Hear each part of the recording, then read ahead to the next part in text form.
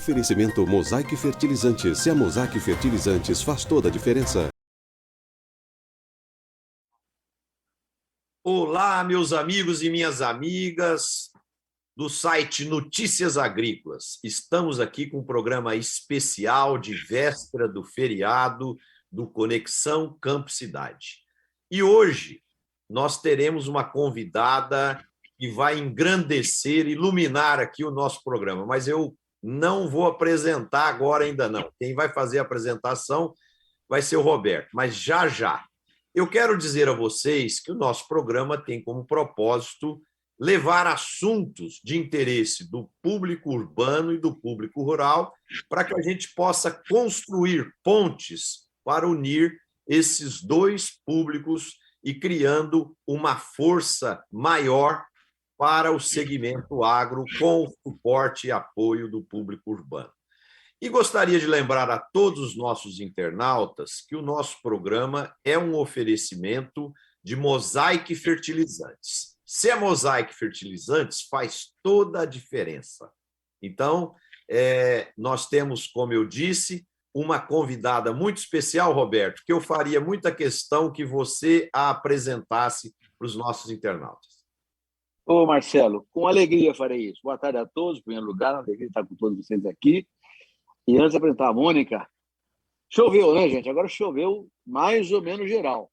Então, as coisas estão começando a ganhar uma dimensão melhor para a próxima safra da chuvinha geral. Até em alguns lugares fez estrago, chuva de pedra e tal, mas, de maneira geral, houve uma irrigaçãozinha. Começou, então, o real verão primaveril nosso para a estação de plantio no centro-oeste e no sudeste brasileiro.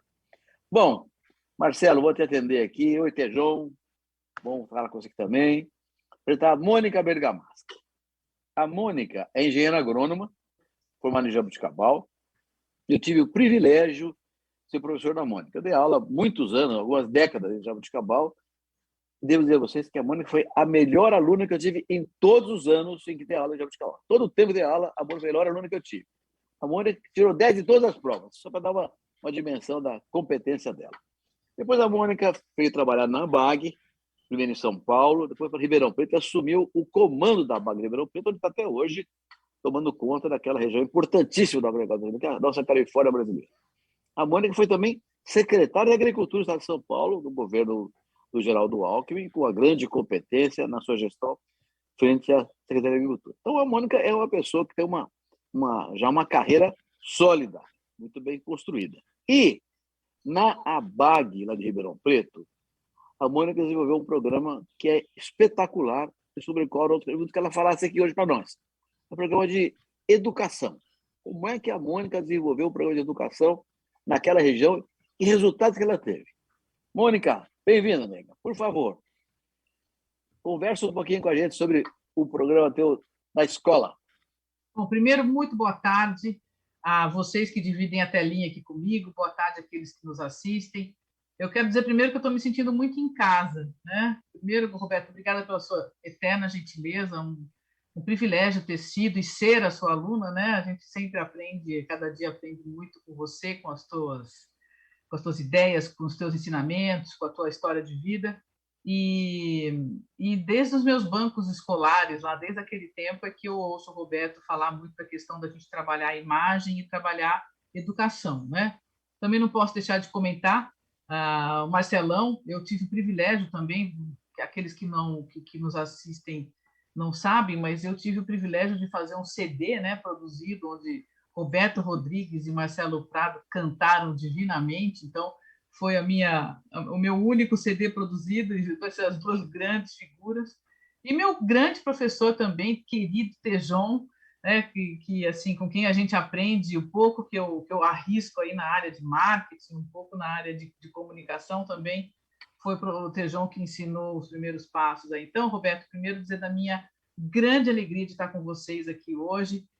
Eu sou assídua espectadora de vocês, né, telespectadora de vocês, e agora estou tendo o privilégio de dividir, e para a gente falar desse programa tão bacana que a gente desenvolve lá na BAG há exatos 21 anos. Então, um prazer. Mas, assim, tudo começou com essa história que a gente precisava trabalhar melhor a questão da imagem em Ribeirão, né? hoje a gente fala muito mais em agronegócio, mas eu estou falando aí do final do ano de 1999, início da década de 20, que o Roberto, nos artigos dele, dizia que era o despertar da sociedade e dos governos para a importância do agro brasileiro, né? Então, essa década que foi muito importante para todos nós. E nossa região de Ribeirão predomina o setor sucroenergético. Então, a gente ainda tinha muita queimada de cana, muita fuligem, muita sujeira nas piscinas, nos varais. Então, tinha um ranço da sociedade urbana como um todo, principalmente em relação ao setor sucroenergético. Nem se falava em agronegócio ainda, né? E aí foi que a gente resolveu fazer os nossos grandes programas de fato de fôlego. Então, o primeiro deles, para a gente tentar, vamos dizer assim, sangria desatada, para a gente tentar socorrer aquilo, nós fizemos pequenas pílulas que foram ao ar por 16 anos consecutivos, e que depois ele foi sucedido por esse programa grande da Globo, que inclusive nós já homenageamos, que está no ar até hoje, que fala das cadeias produtivas, né? E aí, o que precisava para que a gente não precisasse seguir sempre com esses programetes em televisão? A gente precisava trabalhar mais firme a educação.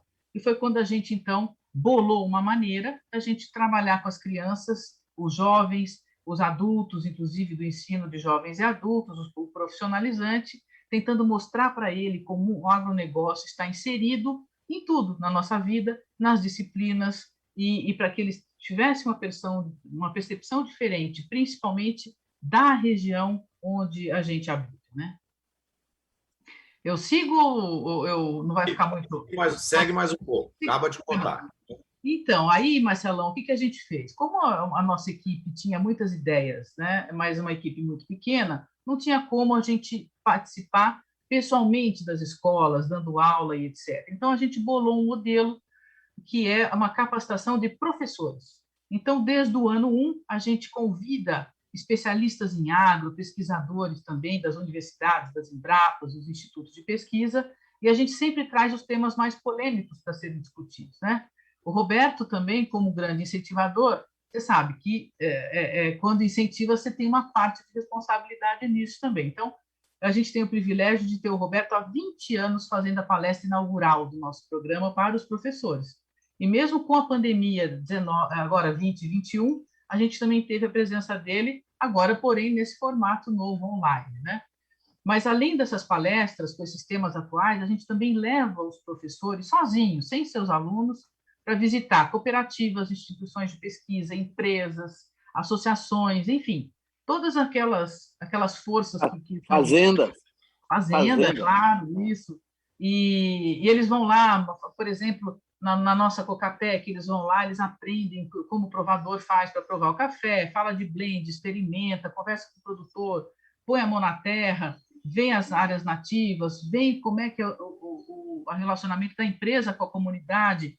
Então, é um monte de informação, e a gente acaba que não somos nós que vamos lá falar para ele, a gente dá a todos eles a oportunidade para que eles desenvolvam as suas próprias percepções e busquem esses pontos de conexão com as disciplinas que eles estão dando. Então, isso entra na história, entra na geografia, na física, na química, no português, no inglês, na matemática, em todas as disciplinas, né? Ô, e Mônica, esses professores... Oi, Marcelo. E vocês estão fazendo isso com as escolas públicas e privadas? Tem um determinado segmento e tal? Ou como que tem funcionado isso?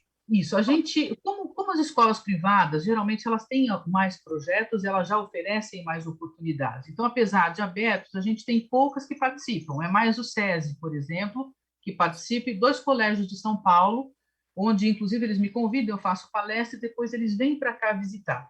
Na maior parte, escola pública, né? Principalmente da rede municipal. A gente já fez só ensino médio, a gente já fez só o ensino, vamos dizer assim, de 4º ano até o ginásio. Hoje a gente está de mamando e caducando. Então, hoje, quem quiser, o nosso material está todo adaptado, com linguagem acessível. Hoje participa, a gente tem criança falando de agro de 8 anos em diante, aí, até o jovem adulto. E também temos um programa que é complementar, que é para jornalistas, né? O João já teve também a oportunidade de participar conosco, onde a gente também faz apresenta o agro direto para estudantes de jornalismo, para que eles tenham a possibilidade de aprender, formar suas próprias opiniões, para então sair em campo e trabalhar com o setor. Ô, Ô, Mônica, Mônica, uma... quantos municípios o seu programa atende? Desculpa, Marcelo. É importante Não. isso aqui. Quantos municípios, quantas pessoas o programa já atendeu até hoje?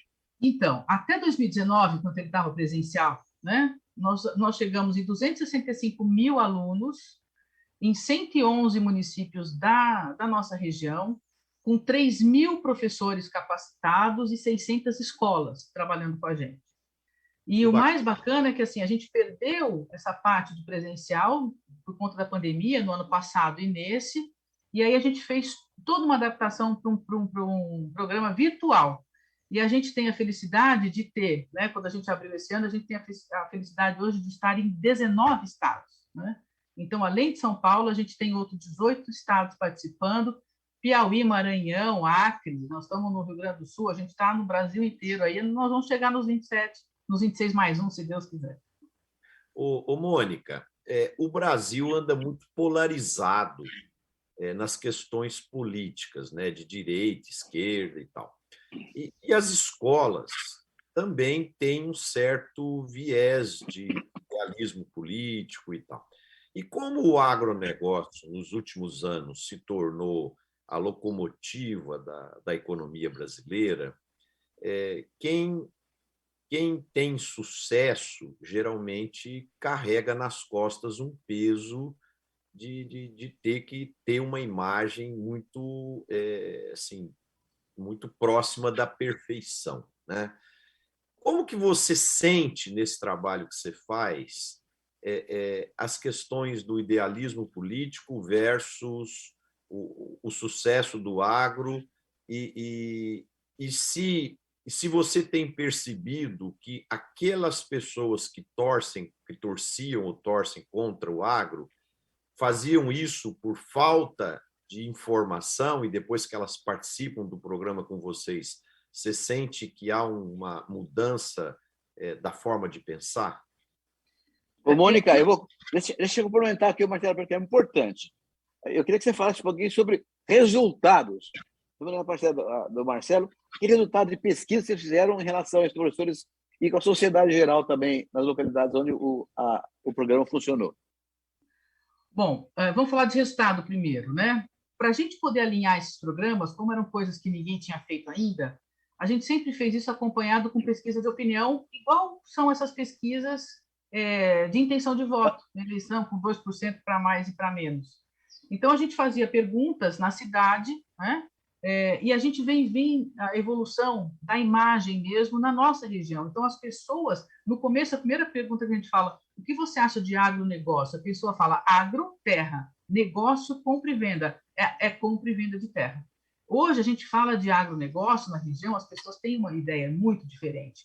Já não se apanha mais, as pessoas defendem, as pessoas entendem, elas participam. A gente tem outras atividades acopladas, como, por exemplo, uma campanha enorme de prevenção de incêndio. A gente tem o engajamento das pessoas, a gente dá uma ligada, conversa. Esses professores, eles estão conosco porque eles perceberam o outro lado. Essa questão de política, Marcelo, nos nossos programas, a gente não mistura, a gente não trata. A gente tenta falar, o nosso partido aqui é o campo, né? É o campo, é o agronegócio, é isso que a gente tenta falar. Sempre tem, claro, um tantinho polarizado para a direita, um tantinho polarizado para a esquerda, mas a gente tenta andar nesse miolo aí, que é a grande maioria. O que a gente percebe é o seguinte, essas escolas, elas estavam tão distantes, com tão poucas oportunidades para os seus alunos, que quando o professor entende a nossa real intenção, porque também tem muita desconfiança, você chega com um programa gratuito, você oferece tudo, tem concurso. As pessoas acham que pode ser lavagem cerebral, né? Que pode ser intenção, todas, 1000, e até elas perceberem que a nossa intenção é simplesmente mostrar o setor e que eles avançarão mais ou menos dentro do programa de acordo com aquilo que sentirem que merece e com aquilo que faz sentido para os seus alunos, para as suas escolas, para as disciplinas que eles dão, né? Então, isso tem sido. Agora, a gente já encheu um ônibus, por exemplo, de pessoas completamente avessas ao setor, que voltam para casa no mesmo dia, apaixonadas, e falam, nossa, eu não sabia que os produtores da nossa região, já cultivavam as matas ciliares, já cuidavam das suas áreas, que eles faziam isso para os seus funcionários. É muito melhor o que eles ganham aqui do que o que eu ganho dando aula. Eles têm muito mais benefícios aqui do que eu tenho enquanto professor. Não que eu ache isso bom, tomara que o professor tivesse tudo isso e mais um pouco, mas eles percebem o tanto que aquilo é vivo. A gente mostra para ele o que é feito com o dinheiro do imposto, o que é feito com o emprego, como que isso é feito, todas as obrigações que a gente tem da sustentabilidade, dos princípios, né, do ESG, a gente mostra tudo isso para o professor e eles percebem que não é uma atividade de qualquer jeito, é uma atividade de profissionais, que é séria, que está preocupada com o meio ambiente, que está preocupada com o bem-estar de todos. Então, a mudança é instantânea. E, assim, o que é legal disso é que é uma coisa que é replicável, né? Então, por isso que a gente fala, o modelo está aberto, a gente está disposto a apresentar para quem quer que seja, ajudar. Já tem, Mato Grosso já está fazendo, alguns outros estados já estão começando a receber também professores, e eu tenho certeza que pós-pandemia agora a gente vai conseguir fazer um modelo híbrido, um pouco pela internet, um pouco presencial, e a gente vai, sem dúvida nenhuma, contribuir para mudar a oportunidade disso. Se me permite, só mais um comentário nesse sentido. Os nossos materiais escolares, e tem um grupo aí muito interessante no De Olho no Material Escolar, elas estão fazendo um trabalho magnífico, eu tenho tido a oportunidade de acompanhar. Existem muita coisa tendenciosa ou coisa que está não tão bem informado, ou tem um pouco de ideologia nesse material escolar também, né? Então, até que a gente não consiga fazer isso, a gente está oferecendo alternativas para mostrar isso para professor e aluno, e o que é mais legal, aquelas oportunidades que nós todos que estamos aqui, aqueles que nos ouvem, sabem que o setor tem para oferecer para quem estiver bem formado e motivado, a gente consegue passar isso, coisa que o material escolar tem feito o contrário. Então, eu acho que vem em complemento também a isso. Desculpe, Tejão, eu te cortei. Não, eu acho que... Bom, eu queria primeiro te parabenizar, porque a evolução de um país depende da educação, e da educação das crianças.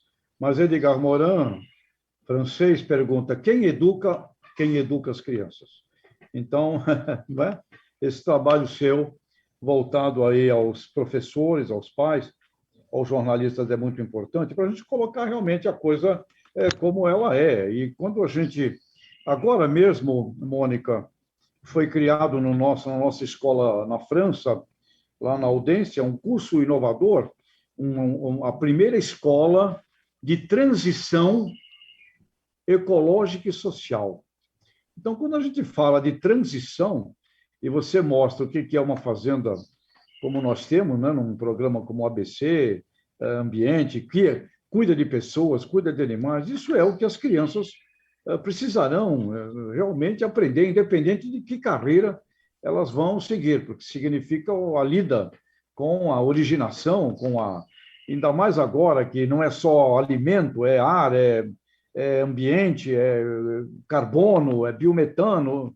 Isso tudo me parece que é fundamental para qualquer carreira que qualquer criança vai ter, independente do que seja, tem que conhecer esses fundamentos. Então, parabéns, esse trabalho é longo, você começou, já tem aí 20, 21 anos, né, que iniciou isso, e um trabalho longo, quanta coisa você não superou para chegar onde chegou, né? Quantas coisas você não... E aí você reúne agora um capital extraordinário de conhecimento. Parabéns! E é muito importante que o Brasil inteiro conheça isso. E às vezes a gente escuta, andando por aí, reclamação, né? Como você disse, a escola aqui da minha cidade, não sei o quê, não sei o quê. Eu falo, olha, entre em contato com a Mônica. Eu sempre, se você continuar me autorizando, porque eu tenho feito como rebelde, né? Fala com a Mônica, esse aqui é o contato dela, tal, para que as pessoas se sirvam do teu conhecimento. Eu sempre falo, cuidado, não vai cair de um campo agressivo de um lado num campo agressivo do outro, né? A Mônica faz esse trabalho com muito equilíbrio, porque qualquer coisa gera mais encrenca. Então, parabéns. Estamos aqui nesse nosso Conexão Campus Cidade, tratando desse tema, e muita gente aqui da cidade de São Paulo, né? Também abertura para esse trabalho que você faz aí. Parabéns. Isso que a Mônica está fazendo com o time dela aí é um verdadeiro exemplo de conexão campo e cidade, né? É mostrar o público da educação, que forma as nossas crianças, a realidade do agro, né? Porque essa realidade, sem dúvida, muitas vezes, ela é muito distorcida. Eu tenho uma filha de 16 anos, estuda num colégio privado de alto nível, e ela me fala, eu fico impressionado de ver como os professores não conhecem a realidade do agronegócio brasileiro, porque ela foi criada numa família que fala de agro o tempo todo, né? Então, ela conhece, então, ela percebe como há desinformação nessa questão. Então, esse trabalho que a Mônica está fazendo é muito importante para o setor, e aqui fica uma dica para quem está preocupado com os valores de ESG, né? Esse é um trabalho que pode ser encarado como um trabalho social muito importante de fortalecer a comunidade, a educação da comunidade, né? Que muitas empresas que estão procurando belos projetos aí para fazer atividade social, aqui uma grande oportunidade de um trabalho muito bonito e muito importante, né? Porque a imagem do segmento é fundamental. E nós não queremos, como a Mônica disse, né? Nós não queremos mostrar o que nós não somos, nós queremos só mostrar aquilo que somos, né? Assim, E, Marcelo, Mônica, eu falei com a Mônica outro dia, aqui em São Paulo, nesse exato instante, da Secretaria de Agricultura de São Paulo, está havendo um movimento de trazer agricultura vertical, agricultura urbana, agricultura periurbana, né, Mônica? Eu conversei contigo. E esse é um assunto importantíssimo para as crianças da cidade de São Paulo, né? E eles já Então, estão juntando coisas, sabe? Então, por exemplo, quando a gente fala para eles as oportunidades que tem, dá alguma dica, né? E tem técnicos das empresas, eles vão fazer palestras nas escolas. Então, por exemplo, a água é um problema sério, reciclagem é um problema sério. Então, esses conceitos também estão sendo incorporados pelas escolas. E hoje, a água dos bebedouros, a água daqueles onde os meninos lavam as mãos para voltar para a aula depois do intervalo, tudo isso está sendo coletado e está servindo para lavar pátio, está servindo para irrigar o jardim, para irrigar a horta. Então, a gente vê que eles estão juntando pequenas coisas, né? As hortas, por exemplo, comunitárias, já saiu cooperativa, então a cooperativa de mel já saiu dentro de uma escola, e aí o melzinho que eles coletam lá, eles passam para produtores, eles fazem pão de mel, eles vendem na praça, as mães, e fazem receita. Então, tudo isso é muito importante. Agora, a gente chega num ponto também, né, Tejão, assim, parece mil maravilhas, também não, né? Por quê? Porque essa parte agora, a gente teve muito problema de acesso. Então, quem tem o acesso à internet não tem o equipamento, quem tem o equipamento não tem o acesso à internet, e, inclusive, muitas famílias onde os pais perderam o emprego, as próprias jovens estão indo trabalhar para tentar colocar dinheiro, não estão indo à escola. Então, a gente precisa também dar um passo nisso.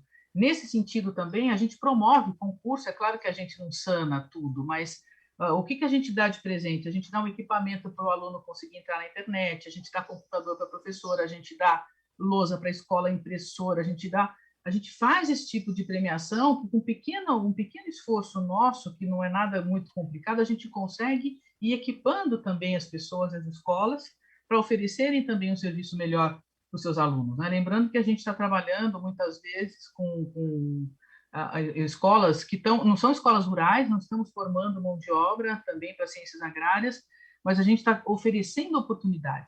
E um último ponto, se me permitem, quando a gente leva um professor, ou quando a gente leva, o professor daí gosta da visita e leva o seu aluno para visitar, porque também é permitido, né? A gente leva o professor, se quiser, a gente organiza as visitas dos alunos. Eles vão perceber, por exemplo, numa usina de açúcar e etanol, só para a gente ficar aqui circunscrito na nossa região, existem 37 categorias profissionais de nível superior. Então, não precisa ser agrônomo, né? Pode ser médico, dentista, economista, pode ser administrador de empresa, contador, fora as profissões de nível médio, fora as profissões de nível técnico, e aquilo é uma injeção de ânimo nas pessoas. E aí elas falam, o que eu preciso fazer para vir trabalhar aqui? Ah, você precisa disso, você precisa de vestibular, não precisa. E o que a gente percebe também como resultado, aquilo que o Roberto já tinha perguntado, em algumas escolas, o índice de alunos que vai para um vestibular ou que ingressa em cursos técnicos, buscando mesmo essa oportunidade de vida. Porque quem está de fora fala assim, não sou o dono da usina, eu não vou cortar cana, eu vou embora para São Paulo, né? E fica em condição subhumana, quando às vezes, se ele estiver bem preparado, ele tem muitas opções na porta de casa, né? Que é a nossa super desenvolvida região aqui, oferecendo oportunidade para todo mundo, e assim é no Brasil inteiro. Mônica, 2 assuntos para você. Primeiro, agora de material escolar. Nós já conversamos aqui na Conexão com a Letícia Jacinto, está liderando um programa de mudança de material escolar. Aliás, vai indo muito bem.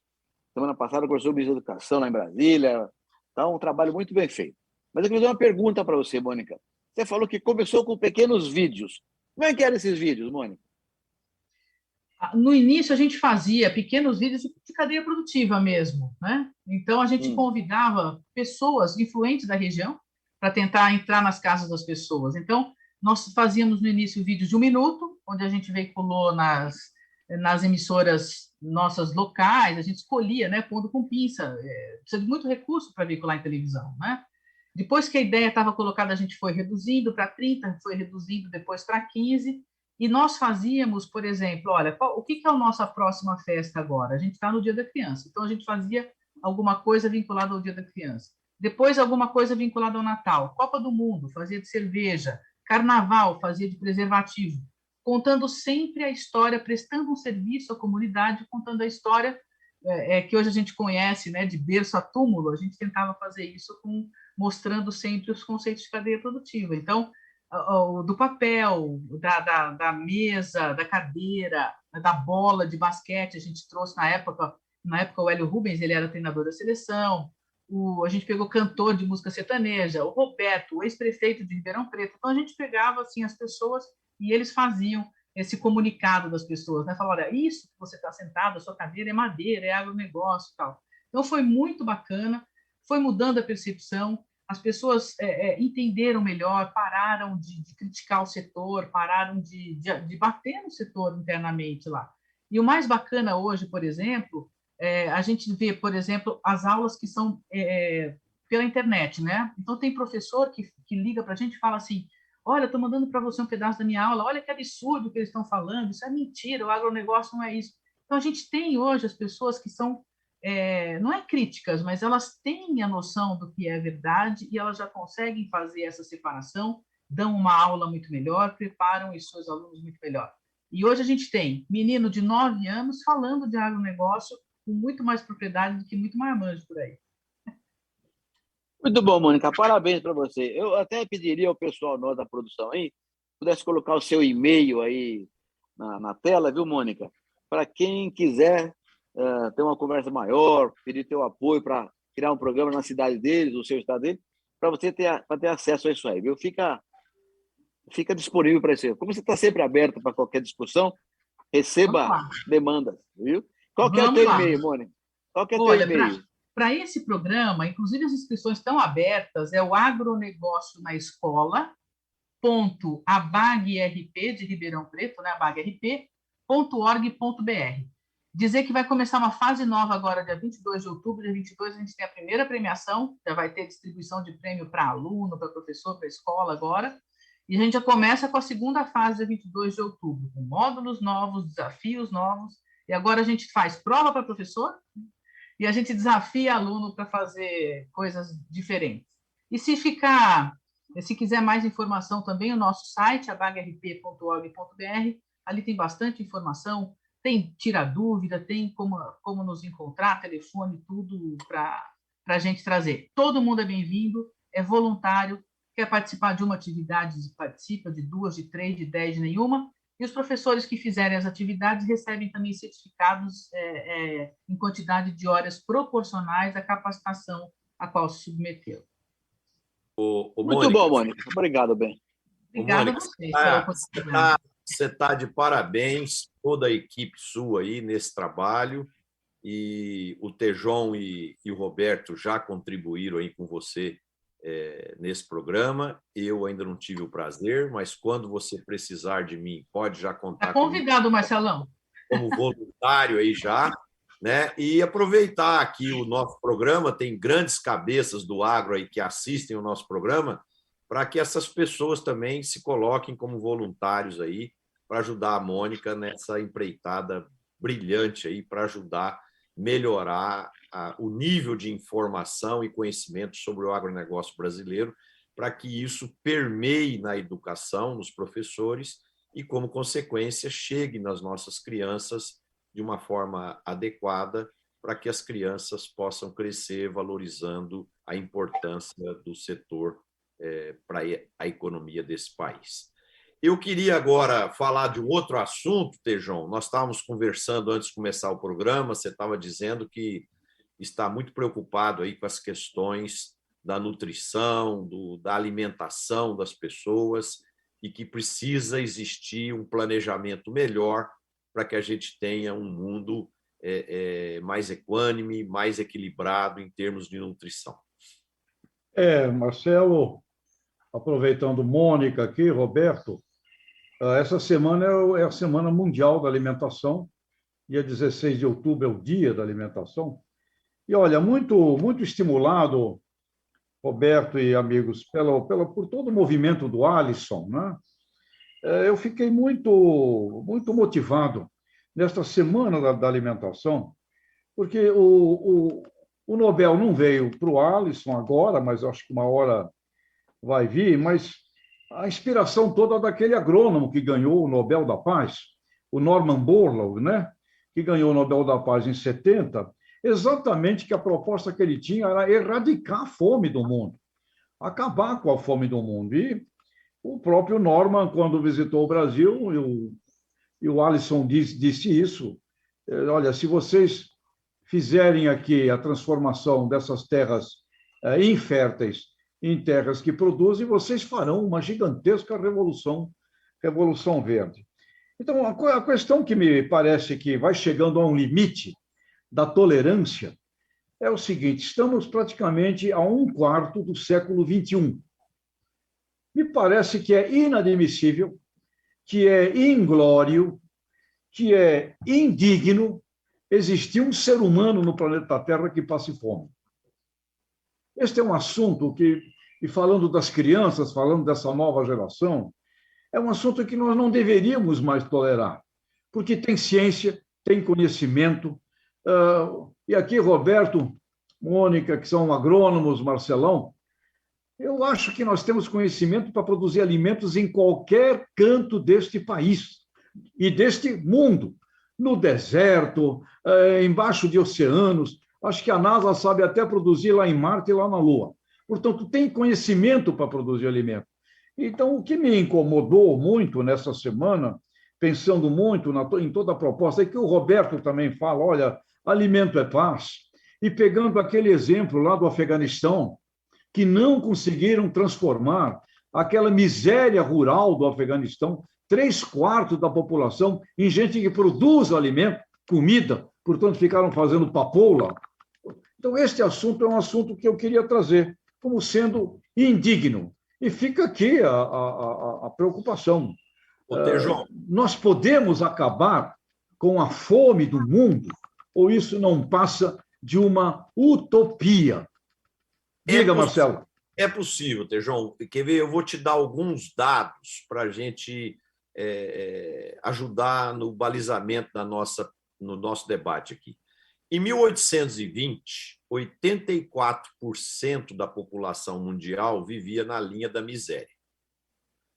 Em 1981, 44% da população mundial estava na linha da miséria. Atualmente, cerca de 10% da população, um pouquinho mais de 10% da população mundial, que é de 7,7 bilhões de habitantes, quer dizer, então cerca de 800 milhões de habitantes no mundo estão na linha da miséria. Agora, nós estávamos fazendo um estudo outro dia, analisando, projetando 2030, e o número que nós chegamos em 2030 é de 12% na linha da miséria. Quer dizer, então, a pandemia criou situações desfavoráveis, onde o percentual de gente na linha da miséria deve crescer de 10, alguma coisa para 12% em 2030.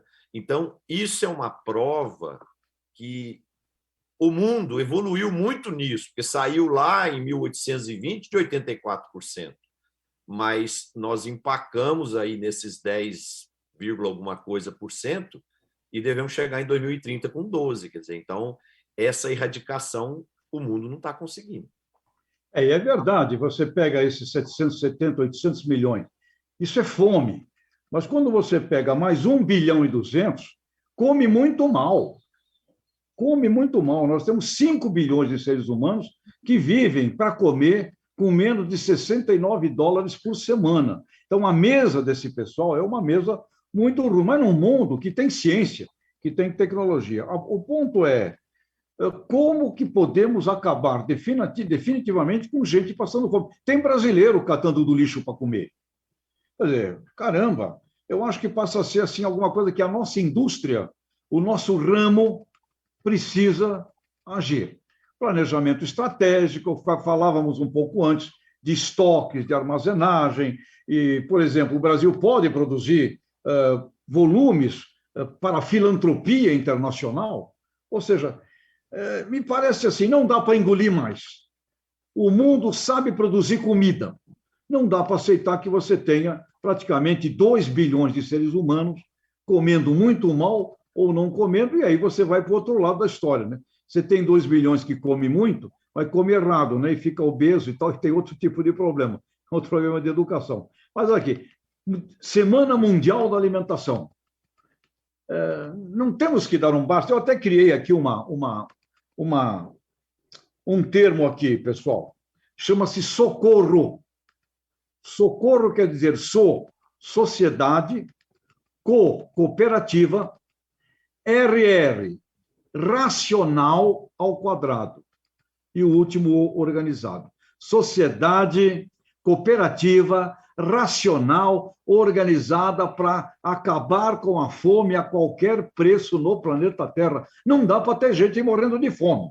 Não dá para ter camarada que tem doença por causa de fome, de comida. Eu acho que chegaria a um limite, não dá para tolerar mais isso. Esse é um ponto que me incomodou muito, eu fui muito despertado por todas as conversas envolvendo o Alisson, Norman Borlaug, o próprio Roberto dizendo isso. Onde tem crime, tem miséria, tem porcaria, tem terrorismo, é tudo em função de fome, é a comida. E o cara não tem coisa decente para comer. Acho que a gente teria que definitivamente ver como resolve isso. E tem brasileiro com fome, que é de onde já se viu uma coisa dessa. E aqui não é problema de governo, desgoverno, é nosso, a sociedade civil organizada. O que a gente faz? E aqui eu queria ouvir 2 maravilhosos gênios aqui, o Roberto, né, que uma visão internacional espetacular, e o próprio trabalho da Mônica. O próprio trabalho da Mônica, quando ela vê isso aí com relação às crianças. E o Marcelão, que tem uma experiência gigantesca também no planejamento. Queria ouvir vocês. João, esse tema realmente é um tema dramático, já temos tratado isso há anos, né? O Agro é Paz, por exemplo, que nós publicamos, é um livro com a receita para acabar com a fome no mundo, mas, na verdade, a fome tem 2 lados. Um lado é a oferta de alimentos, o outro lado é a capacidade de comprar alimentos. O problema da oferta está basicamente resolvido, nós não temos dificuldades em produzir o suficiente para o mundo inteirinho. Aliás, é um desperdício brutal em várias partes do mundo por falta de logística, por falta de armazenagem, por falta de informação adequada, de consumo adequado, de tratamento do alimento. Então, o problema de desperdício de perda é gigantesco em alguns países do mundo. Quanto mais miserável o país, mais pobre, mais sem educação, mais sem ciência, mais desperdício tem. É um absurdo, é um contrassenso. Mas o problema do acesso é muito mais grave que o problema da oferta. A oferta, nós damos um jeito. A gente produz para o mundo inteiro se alimentar. O mundo inteiro produz para o mundo inteiro se alimentar. Agora, o duro, João, é a renda, né? Esses 800 milhões de pessoas às quais o Marcelo se referiu aí, que estão passando fome no mundo, são miseráveis.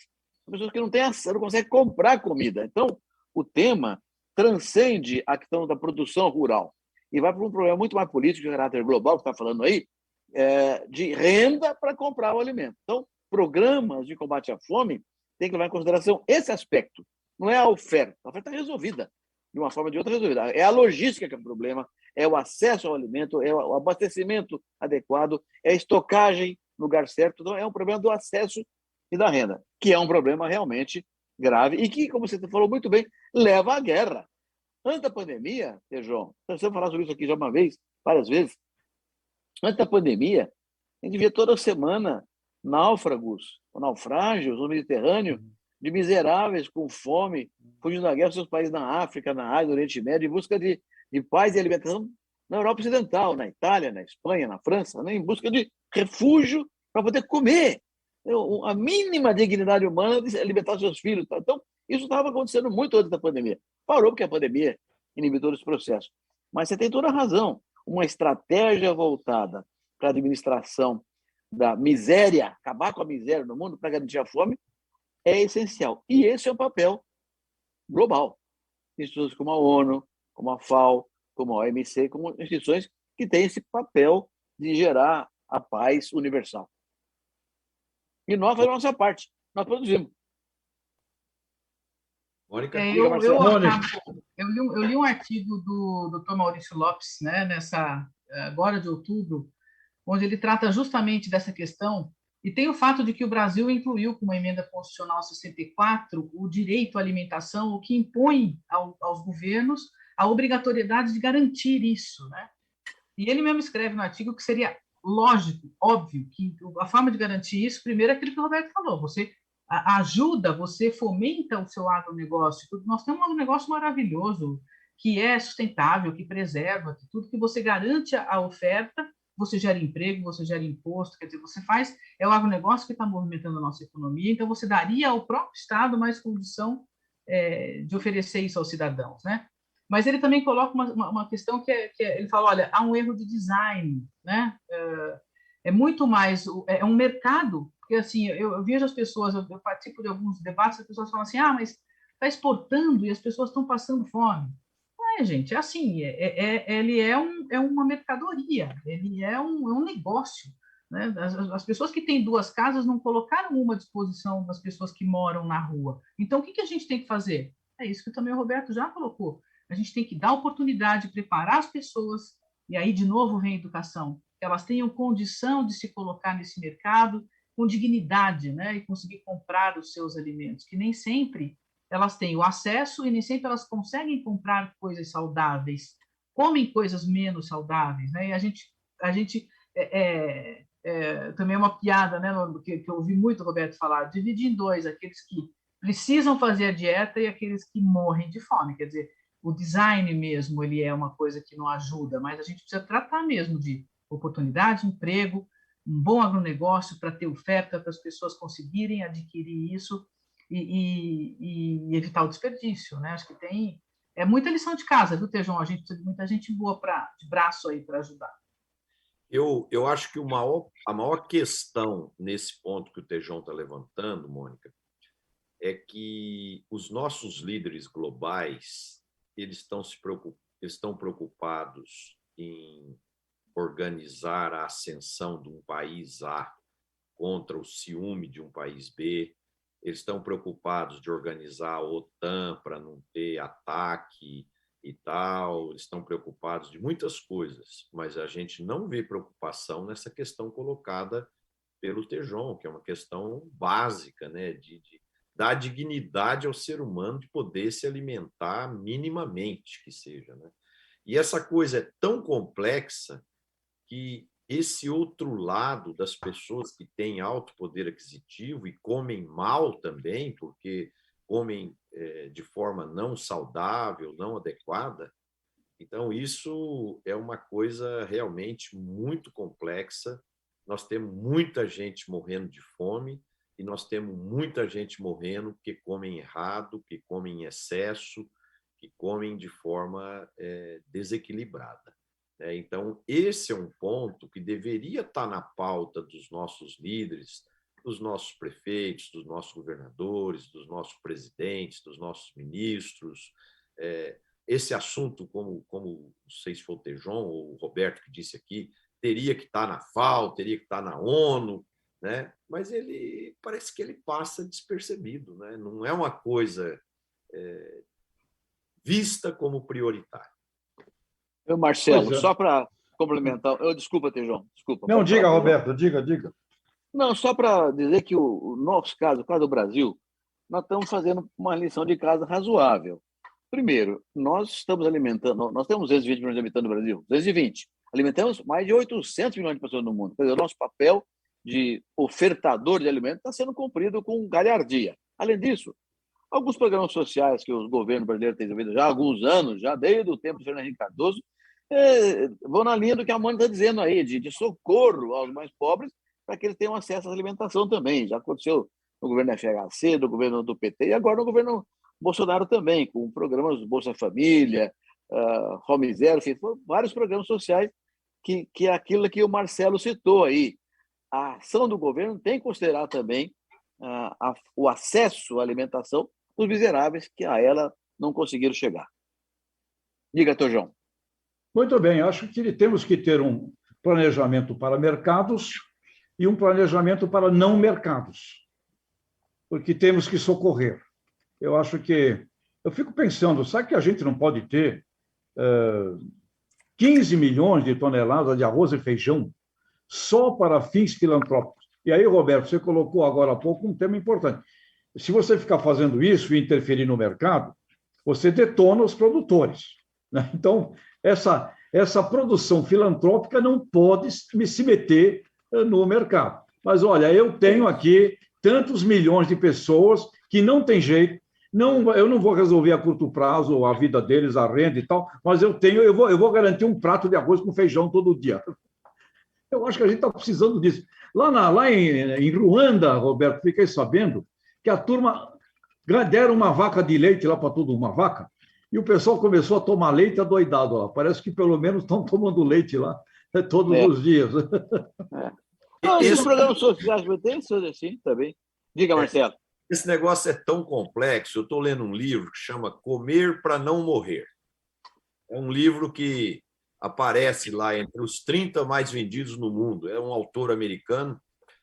E, num dado momento lá, ele mostra que a população norte-americana come tão errado e de forma tão desequilibrada que moradores da área rural da Nigéria têm uma longevidade maior e uma saúde melhor do que parte dos norte-americanos. Então, essa questão de alimentação é um problema que a sociedade precisa dar prioridade a ele e a gente trabalhar essa questão de atender esses necessitados que não têm alimentação nenhuma e educar melhor esses que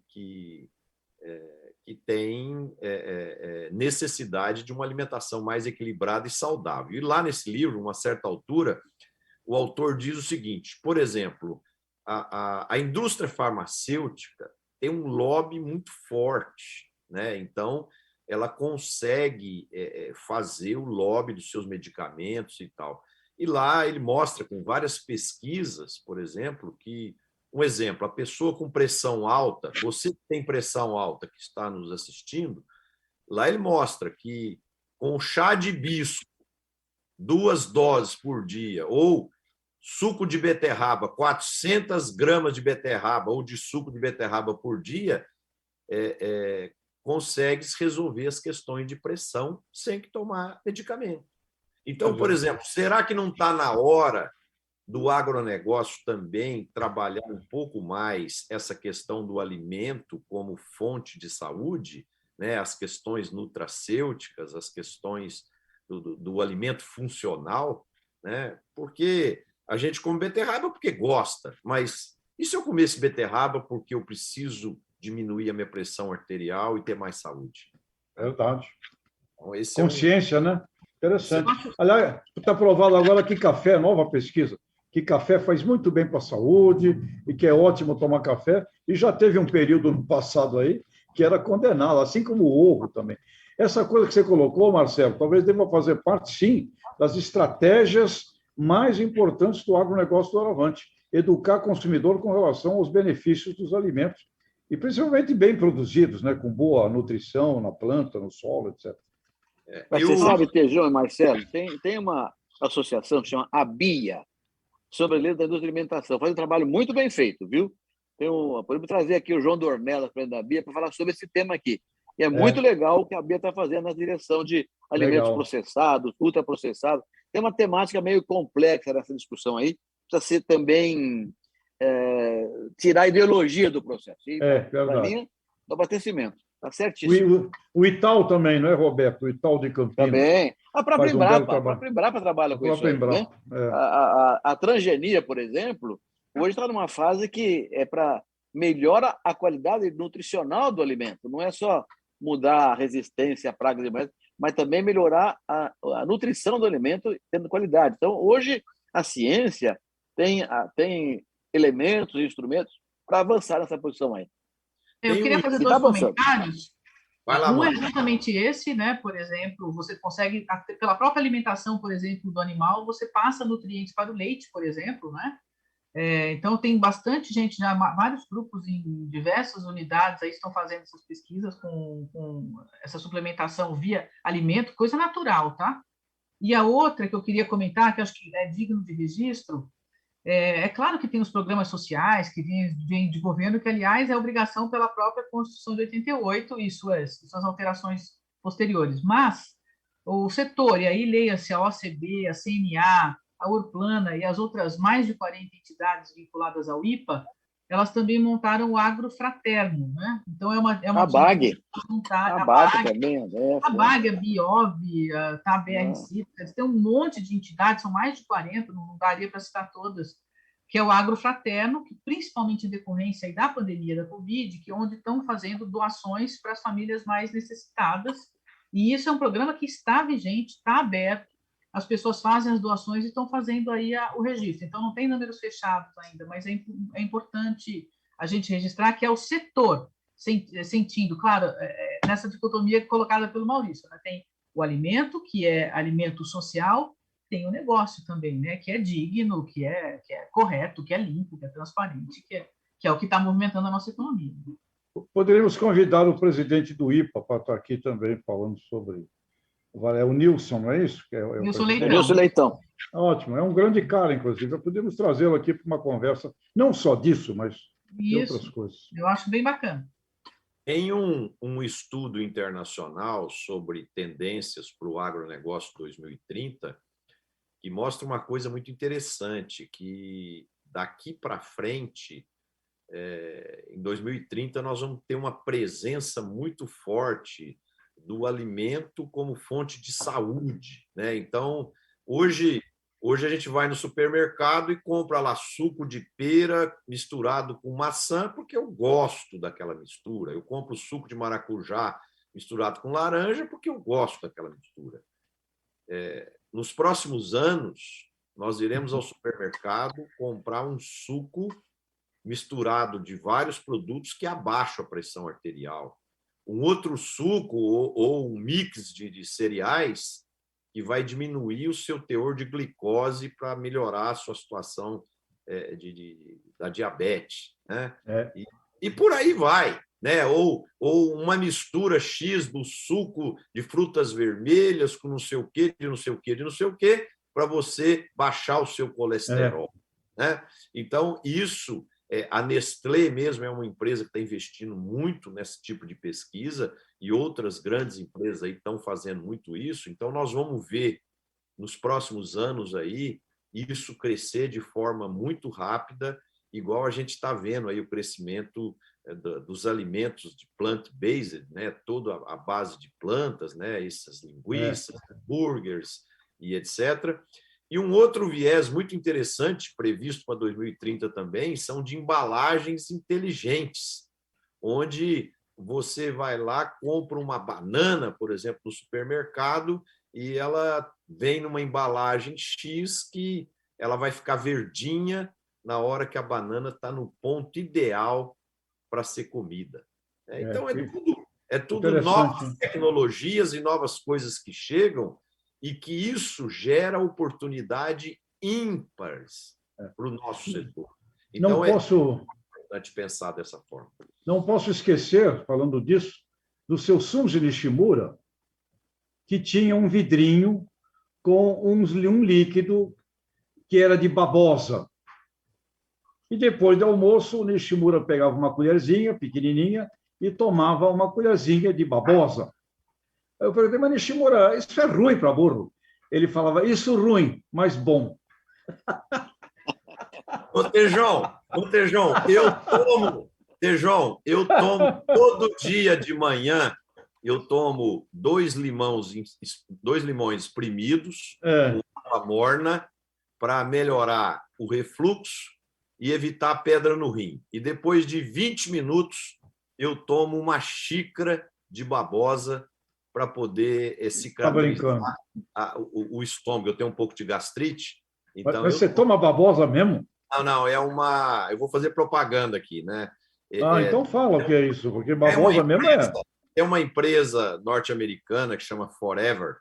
Ela vende uma... Porque a babosa, o nome científico dela é aloe vera, né?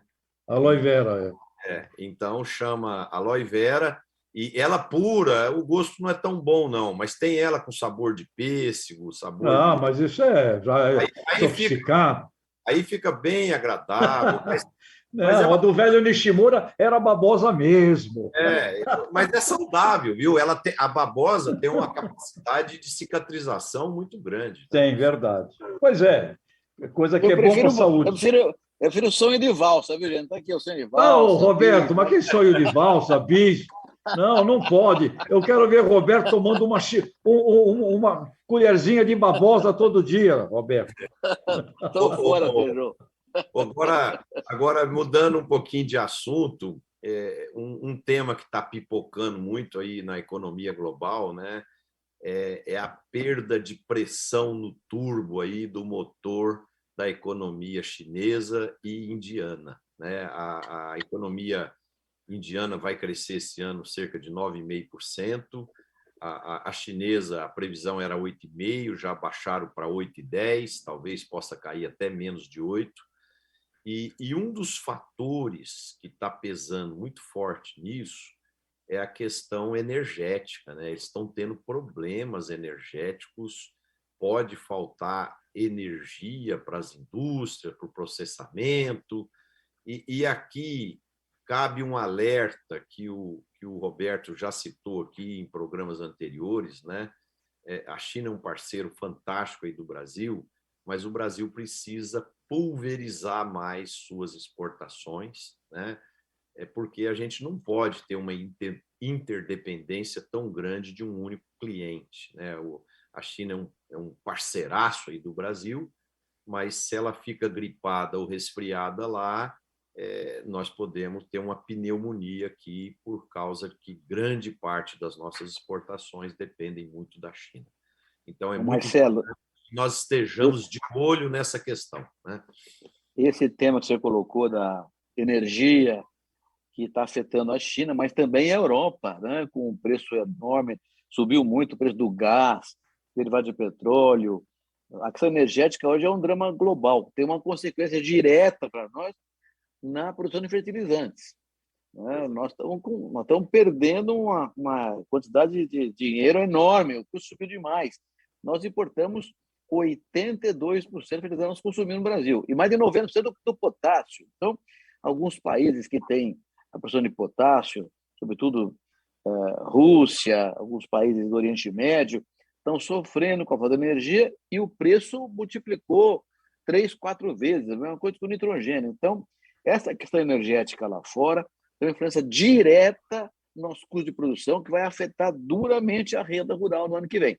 Então, é um tema que transcende o problema deles na Europa ou na Ásia e o PIB deles. Vem direto na veia no custo de produção do agro brasileiro. Então, tem que ter muita atenção nesse processo. E colocando mais um tempero aí de atenção, né? Hoje, na hora do almoço, a hora que eu olhei, a soja estava $12,58, se não me engano, e nós, desculpa, $13,58, e nós já tivemos essa soja aí a $16 o bushel, né? Então, vale a pena voltar àquele ponto que a gente bate quase toda semana aqui para o agricultor. Aproveite os momentos favoráveis. Nós estamos com um câmbio aí com mais de 5,50, né? Então, se a soja está caindo em dólar, mas ela pode estar subindo porque o real está se desvalorizando frente ao dólar. Então, fazer o hedging futuro, fazer lotes divididos, fazer uma boa média de comercialização, porque nós temos aí um custo de produção 35% maior que do ano passado, e isso tudo vai comprimir as margens, né? Então, é muito importante essa gestão e essa estratégia e planejamento das vendas. Hoje eu conversei com o Polidoro, que é da Embrapa Solos. Ele me falou que em 2 semanas deverá ser apresentado o Plano Nacional de Fertilizantes do Brasil. Eu acho que tudo que ficou travado com esse problema, com esse susto, eu acho que vai sair coisa aí, viu, amigos? Não, vai sair sim, Tejão. Com certeza vai sair. Eu conheço o plano, já tenho trabalhado junto com ele, sou inclusive meio consultado de vez em quando, e é muito bom o que vem, mas não resolve no curto prazo. O que o Marcelo está falando aí é para esse ano que vem. Quer dizer, com esse dólar elevado aí, pode ter uma valorização na soja em reais, mas o preço do insumo e também o defensivo. Também está faltando glifosato no mercado. O custo explodiu esse ano aqui. Então, é preciso estar... O Marcelo tem toda razão, precisa olhar a relação de troca, porque podemos ter uma dor de barriga no ano que vem, aí na colheita do ano que vem, com custo muito alto. Ô, gente, o papo está ótimo, mas estamos já chegando ao final do nosso programa e quero pedir aqui aos nossos internautas que gostam de nos assistir, botar um like aí no nosso canal no YouTube, compartilhar aí quando puder com seus amigos, para o nosso programa ficar cada vez mais conhecido. E vamos agora fazer a nossa rodada final de fechamento. Mônica, muito obrigado pela presença e queria deixar sempre as portas abertas para você voltar aqui. Você engrandece o nosso programa e queria que você deixasse sua mensagem final aí para os nossos internautas. Quero agradecer mais uma vez, Marcelo, Roberto, Tejon. Uma alegria estar com vocês aqui. Agradecer em nome da BAG, dos nossos associados, da minha equipe, que carrega esse programa com tanto carinho, a oportunidade da gente chegar em outras regiões, dizer que a gente está super aberto e que a gente espera que professores de outras regiões participem, tragam suas escolas, seus alunos, porque a gente percebe os benefícios que a gente está levando para essa molecadinha que descobre essas oportunidades e ficam muito ávidos, né, para aproveitar, e a gente acaba contribuindo muito para a educação. Então, da minha parte, eu vou me ater a isso e vou deixar os meus mestres aí colocar outras coisas. No mais, desejo muita saúde para todo mundo e que a gente se encontre brevemente, ou na telinha ou pessoalmente, Marcelo. E você já está convidado para participar da próxima, se você aceitar, como júri aí do nosso concurso aí dos planos de aula. Se você aceitar, está convidadíssimo ao vivo. Conta comigo, viu? Pode contar. Obrigada, querido. Um abraço para todos. Tejon. Olha, amigos, parabéns, Mônica, que está aqui com a gente. E olha, commodity não é commodity. Este açúcar aqui, eu ganhei lá em Imperatriz, no Maranhão. Ele é pleno de cálcio, potássio, ferro, fósforo. É um açúcar cristal rico. Então, a gente também vai ter que descomoditizar nossas visões. Isto aqui, Roberto, olha, é o melhor açúcar do mundo, além de nutritivo, e é muito mais gostoso que a babosa, viu, para você comer. Você faz caipirinhas e café maravilhoso. É do meu amigo Celso Izar, Imperatriz, Maranhão. Olha, açúcar não é commodity. Isso aqui é fascinante. Roberto, Marcelão, obrigado por estar junto com vocês. É uma honra sempre, viu? Obrigado, Tejão. Boa, Tejão. Ô, Marcelo, eu quero fazer 2 comentários rápidos. O primeiro, para a Mônica. Mônica, você fez um programa, fez um CD com o Marcelo e eu cantando, mais de 20 anos. Chamava Prazer de Cantar, aquele um CD. 2 amadores cantando. Agora, você precisa aproveitar, o melhor músico aqui é o Tejão. Músico mesmo, profissional aqui, é craque, é o Tejão. É cantor de rock, e toca guitarra. Esse é craque. Mas fazer um outro CD com o Tejon, com o Marcelo e eu aí, mas cantando rock agora, viu? Numa linha mais E a gente, moderna. a gente convida a Roberta Miranda, convidamos a Roberta para melhorar o nível. Também. E uma amadora produzindo, hein? Olha só, o risco. Olha, Mônica, o desafio está lançado aí já, tá? Vamos começar a organizar. Bom, gente. Marcelo, essa conversa nasceu lá em Gramado, entre você e eu e a Mônica, numa reunião do Pensa, faz 30 anos. Então, vamos planejar o próximo CD agora, Roberto. Mais uma mensagem aqui, Marcelo, que é o seguinte: amanhã, 12 de outubro, é o dia Nossa Senhora Aparecida, padroeiro do Brasil, dia da criança, mas também é dia do engenheiro agrônomo. Aqui tem 3, o Marcelo, a Mônica e eu. E aí é preciso lembrar o sucesso do agro brasileiro, que todo mundo reconhece, produtividade, competitividade, sustentabilidade, tudo aquilo que é característico do nosso agro hoje, que é um espetáculo e que é feito pelo produtor rural brasileiro, que é o grande herói desse processo. Por trás tem o engenheiro agrônomo. O engenheiro agrônomo é que faz a pesquisa, faz a extensão rural, faz a política pública. Então, eu quero deixar aqui a minha homenagem a esse profissional extraordinário, que é o engenheiro agrônomo, que ajuda o agro brasileiro a crescer. É isso aí, Marcelo, João, Mônica. Boa semana para todos. Parabéns. Bom, eu ia deixar uma única mensagem, mas depois que eu ouvi vocês 3 falar, eu quero dar 3 mensagens rápidas aqui.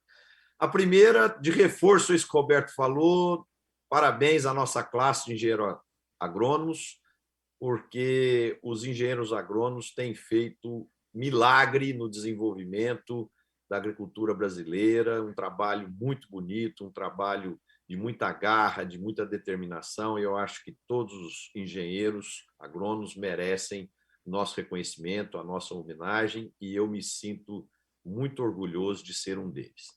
O segundo, eu estou aqui hoje no litoral de São Paulo, e eu fui à praia de manhã e eu vi uma coisa sensacional. Tem uma empresa que pega o coco, descasca o coco, pega aquela fibra do coco, transforma em material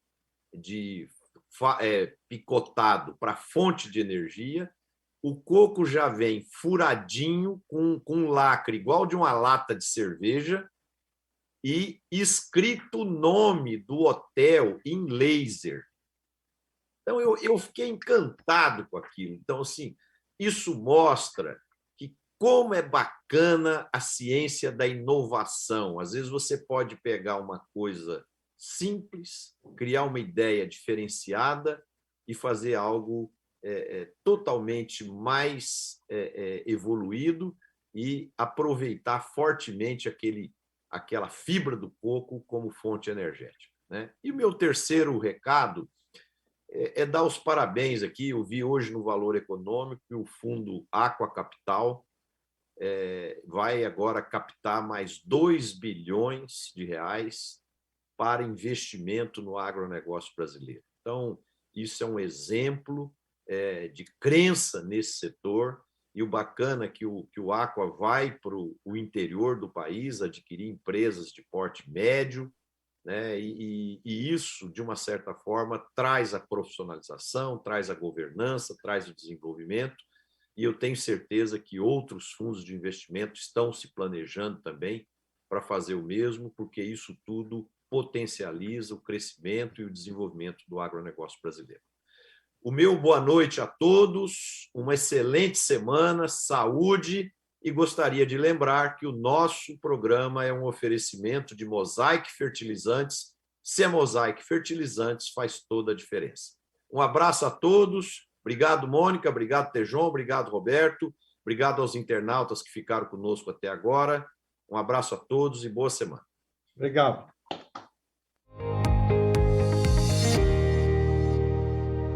Oferecimento Mosaic Fertilizantes. Se a Mosaic Fertilizantes faz toda a diferença.